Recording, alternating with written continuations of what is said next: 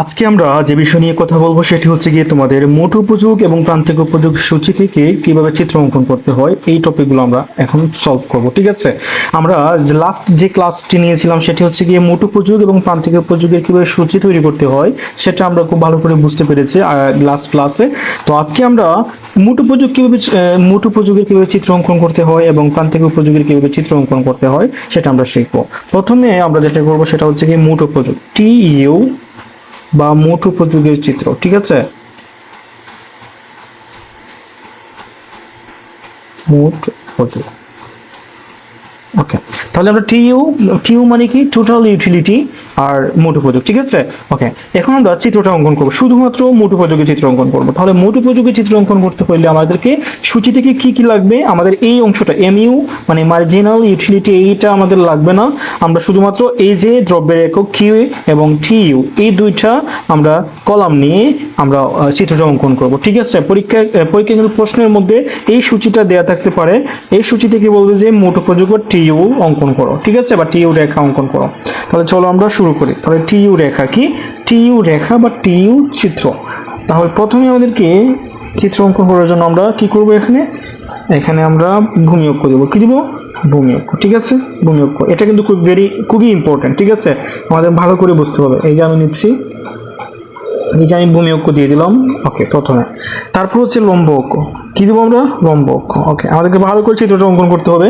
আমি খুবই আস্তে আস্তে করছি, আপনারা সবাই কিন্তু ভালো করে পরীক্ষায় দিবেন এবং হচ্ছে কি আমার ভিডিওটা দেখার পর, ক্লাসটি দেখার পর আপনারা খাতায় নিজে নিজে ট্রাই করবেন, কারণ এগুলো হচ্ছে আমি যা পড়াবো ওইগুলোর মধ্যে থেকে পরীক্ষায় আসবে। না আসলে আপনারা আমাকে কমেন্টে এসে গালাগালি করতে পারেন, সমস্যা নাই। ঠিক আছে, আচ্ছা, এখানে আমরা শূন্য কেন্দ্রবিন্দু, এখানে হচ্ছে আমাদের x, এটা হচ্ছে আমাদের y। এখন আমাদের যেটা হচ্ছে কি মেইন বিষয়, আমি ভূমি অক্ষে কি ধরবো, মানে এখান থেকে আমি কি ধরবো। ভূমি অক্ষে হচ্ছে আমরা সবসময় পরিমাণটা ধরবো। কি ধরবো? পরিমাণ। মানে হচ্ছে আমরা এখানে কিউ ধরবো। ঠিক আছে, তাহলে কিউ মানে কি, 1 2 1 থেকে 5 পর্যন্ত আমরা এখান থেকে ধরবো, সমানভাবে হতে হবে। ঠিক আছে, প্রত্যেকটা মানে আমাদের হচ্ছে গিয়ে দূরত্বটা সেম হতে হবে। এবং লম্বকে আমরা TU এর পরিমাণটা ধরবো। তাহলে আমরা দেখি একটু TU এর পরিমাণটা কিভাবে গেছে। ঠিক আছে, 25 45 60 70 75। তার মানে কি এখানে 25 থেকে স্টার্ট হয়েছে, তারপর কি 75 আছে। তাহলে আমরা এটাকে এইভাবে দিব। প্রথমে আমরা কিউ এর পরিমাণটা দিয়ে দিই 5 না। তাহলে আমরা এখান থেকে স্কেল ধরবো, স্কেল ধরে এইভাবে সুন্দর করে আমরা এখান থেকে দিয়ে দেবো 1 2 3 4 5 এইভাবে। ঠিক আছে, ওকে, আমি যেভাবে চিত্রটা আঁকছি TU রেখা, ঠিক এইভাবে তোমাদেরকে আঁকতে হবে। এই যে এখানে আমি দিয়ে দিব, তারপর হচ্ছে কি এটা কিন্তু আমি কি নিচ্ছি, এটা হচ্ছে আমি সেন্টিমিটার নিচ্ছি। ঠিক আছে, 3 4 5। ঠিক আছে, তাহলে আমি এখানে দিয়ে দেবো যে 1 2 3 4 5। ওকে, ভেরি গুড। আমি একটা চাইলে কিন্তু বেশি দিতে পারি। ঠিক আছে, একটা বেশি দিতে পারি সৌন্দর্যের জন্য। এটা কিন্তু আমাদের কোনো মানে অ্যাকাউন্টে মানে হিসাব করার সময় এটা আসবে না। যখন আমরা রেখা অঙ্কন করবো তখন এটা আমাদের হিসাবে আসবে না, জাস্ট এক্সট্রা দিয়ে দিলাম। ওকে, আচ্ছা, তারপর হচ্ছে কি আমাদের যেটা দিতে হবে, এগুলো হচ্ছে আমাদেরকে ভালো করে বুঝতে হবে। ঠিক আছে, আমরা কত করে নিব দেখি একটু। আমরা যদি 10 করে নিই, ঠিক আছে, 10 20 30 40 50 60 7টা গড় দিতে হবে আমাদেরকে। দেখি আমরা 7টা গড় সমানভাবে দিতে পারি কি না, সেন্টিমিটার দিয়ে 7টা গড় কি হবে। তারপর আমরা মাঝে মাঝে যেগুলো আছে দিয়ে দিব। আচ্ছা, এখানে 7টা গড় হতে হবে আমাদেরকে। এই হচ্ছে 7 গড়, 7 গড়। তাহলে আমি একটু উপরের দিকে যদি ওটা নিয়ে নিতাম তাহলে হয়ে যেত। ঠিক আছে, 7 গড়। তাহলে আমি একটা কাজ করতে পারি, যেহেতু আমি এটা পেন দিয়ে লিখে ফেলছি, পেন্সিল দিলে হইতো আমি এটা মুছে ফেলতাম এই লাইনটা। আমি এখানে দেখাই, এই যে এইভাবে, এটা হচ্ছে 70। ঠিক আছে, আমি 80 পর্যন্ত নিয়ে নিই। এটা হচ্ছে আমাদের 80 পর্যন্ত লাইনটা আসবে। এই যে এটা তো আপনারা সবাই বুঝে নেবেন। ঠিক আছে, বুঝে নেবেন, এটা পারবেন। এই যে এটা হচ্ছে আমাদের 10, এটা হচ্ছে আমাদের 20 30 40 50 60 70 80। এটা হচ্ছে আমাদের 80। তাহলে আমি এটা একটু লম্বা করে দিব, এটা একটু লম্বা করে দিব। আমার মতো কিন্তু ডবল টাচ করা যাবে না। ঠিক আছে, একটা টানে আমাদেরকে এটা দিতে হবে লাইনটা।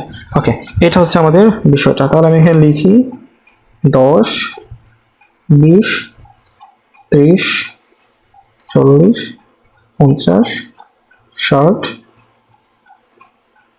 70 80। আচ্ছা ওকে, তাহলে এটা কিন্তু আমার ওয়াইটা উপরে উঠবে, ঠিক আছে? তোমরা যখন করবা নিজে নিজে তখন কিন্তু খুব ভালো করে বুঝতে পারবা এটা। আচ্ছা আমি দিয়ে দিলাম আমাদের সবগুলো চিহ্ন বা আমাদের পরিমাণটা দেওয়া শেষ। এখন আমরা হচ্ছে এটা আমরা মিলাবো কি, যে যখন এক তখন আমাদের টিইউ কত 25, ঠিক আছে? তাহলে 25টা হচ্ছে আমাদের 30 এবং 20-এর মাঝামাঝি। এটা আমরা টান দিলাম না, আমরা এটা মিলিয়ে নিব। এটা কিন্তু কিভাবে আমরা রাখবো, এটা কিন্তু কোনো ধরনের টান দেওয়া যাবে না, কোনো লাইন দেওয়া যাবে না, আমরা জাস্ট বিন্দুগুলো দিব, ঠিক আছে? বিন্দুগুলো দিয়ে দিব। এই যে এইভাবে আমি মাঝামাঝি দিলাম, এটা হচ্ছে আমাদের এইটা, ওকে এইটা হচ্ছে। আচ্ছা আমি একটা টান দিয়ে দিব, এখানে টান না এটা বিন্দু দিব, এই যে এটা বিন্দু দিলাম মাঝামাঝি 25, তারপর ওদিকে দিব একটা। আমি কিন্তু আন্দাজ করে দিয়েছি, ঠিক আছে? আমার মিলে গেছে না? আচ্ছা আমার এইটা ঠিক আছে, এটা ঠিক আছে, এই বিন্দুটা ঠিক একইভাবে কিন্তু তোমাদেরকেও আঁকতে হবে পরীক্ষার সময়, ঠিক আছে? পরীক্ষার সময় পেন্সিল, এই যে পেন্সিল দিয়ে আঁকবা, দেন তোমরা মানে চাইলে কিন্তু মুছতে পারবা। আর এটা আমি জেল পেন দিয়ে লিখতেছি, তো এই জন্য আমার হাত লেগে এটা কিন্তু এরকম ওভাররাইটিং হয়ে যাচ্ছে। আচ্ছা তাহলে আমরা এতটুকু বুঝলাম, আমি দিলাম 1। যখন 2 তখন কত? যখন 2 তখন হচ্ছে 45। তাহলে আমি 2টা আগে দিব, 2 45 হচ্ছে কি আমাদের 50 এবং 40-এর মাঝামাঝি, ঠিক আছে? মাঝামাঝি আমি একটা টান দিব, আচ্ছা এইভাবে দিলাম, এইটা হচ্ছে আমাদের মাঝামাঝি, ঠিক আছে? এটা আমি এইভাবে দিলাম এটা। আচ্ছা তারপর হচ্ছে কি যখন 3 তখন হচ্ছে আমাদের 60। তাহলে যখন 3 তখন হচ্ছে কি 60-এর জন্য আমি একটা এইভাবে নিয়ে নিব। আমি কিন্তু পেন্সিল দিয়ে করবো, ঠিক আছে? এখন আমি কলম দিয়ে করছি, তোমরা সবাই পেন্সিল দিয়ে করবা, তাহলে আমার মতো এভাবে হবে না। 3 দিয়ে দিলাম, 60-এর জন্য আমি জাস্ট একটা বিন্দু দিলাম এই যে এখানে, আর আমি তারপর 3টা মিলিয়ে নিব। এখন এই যে 3টা মিলিয়ে নিব, এই তো হয়ে গেছে। তাহলে আমার এটা হচ্ছে 1 2 3, তারপর কত হচ্ছে যখন 4 তখন 70, তাহলে আরো উপরে উঠবে না? 70 হচ্ছে কি এটা আমার, এটা হচ্ছে কি 70। আচ্ছা 70 4 না, আমি এটা একটা বিন্দু দিয়ে দিই 4-এ, একটু বিন্দুটা দিয়ে দিব জাস্ট শুধুমাত্র মাপের জন্য। এই যে মাপটা দিলাম, তারপর 4-এর জন্য 4, এটা হচ্ছে আমাদের 4, এই মাপটা এখানে হবে কি আমার বিন্দু, ঠিক আছে? এই যে এটা হচ্ছে আমার বিন্দু। তাহলে এটা হচ্ছে 1 2 3 4, লাস্ট হচ্ছে আমাদের 75 হচ্ছে গিয়ে এই যে মাঝামাঝি হচ্ছে 75, ঠিক আছে? মাঝামাঝি হচ্ছে 75 70-এর উপরে। তুমি যদি বুঝতে না পারো এই চিত্রটা আমাকে আবার কমেন্ট করতে পারো, আমি যদি বুঝো না তাহলে আমি আবার এটা আবার মানে রিপ্লাই করব, ঠিক আছে? এটা আবার আমি আবার আঁকবো। আছে আমি জাস্ট একটু এই যে চিহ্নটা দিয়ে দিলাম, তারপর আমি 5টা মিলিয়ে নিব। চিত্রটা কিন্তু ভেরি ইম্পর্টেন্ট, ঠিক আছে? অর্থনীতি স্টুডেন্টদের হচ্ছে চিত্র যদি পরীক্ষার খাতায় ভালো করে লিখতে পারো, চিত্র যদি অঙ্কন করতে পারো, দেন তুমি খুব ভালো একটা মার্কস পাবা, ঠিক আছে? যাদের চিত্র হচ্ছে গিয়ে ওভাররাইটিং হয় তারা কিন্তু ভুলে যাও, ভালো মার্কস পাওয়া ভুলে যাও, ঠিক আছে? আচ্ছা তাহলে আমাদের হয়ে গেছে, এখন মিলিয়ে নিব এভাবে। এই যে হাতে 1 থেকে 2, 2 থেকে 3, 3 থেকে 4, 4 থেকে 5, তারপর কি, তারপর আমি এটা এইভাবে দিয়ে দিব।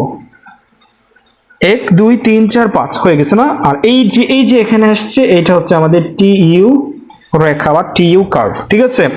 টিইউ কার্ভ মানে কি? Total utility curve. এইটা হচ্ছে আমাদের অ্যান্সার। আই থিঙ্ক তোমরা সবাই বুঝতে পেরেছো কিভাবে আমরা মোট উপযোগের রেখা মানে টিইউ রেখা বা চিত্র অঙ্কন করতে হবে কিভাবে, হাউ টু ড্র বা how to draw TU curve, ঠিক আছে?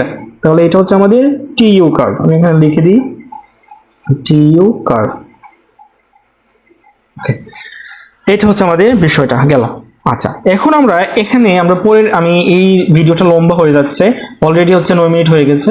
আমি পরের ভিডিওতে তোমাদেরকে বা পরের যে পার্ট আছে ওই পার্টে আমি প্রান্তিক উপযোগটা দেখিয়ে দিব, ঠিক আছে? ওকে, তাহলে ততক্ষণ ভালো থাকো, আল্লাহ হাফিজ, সি ইউ।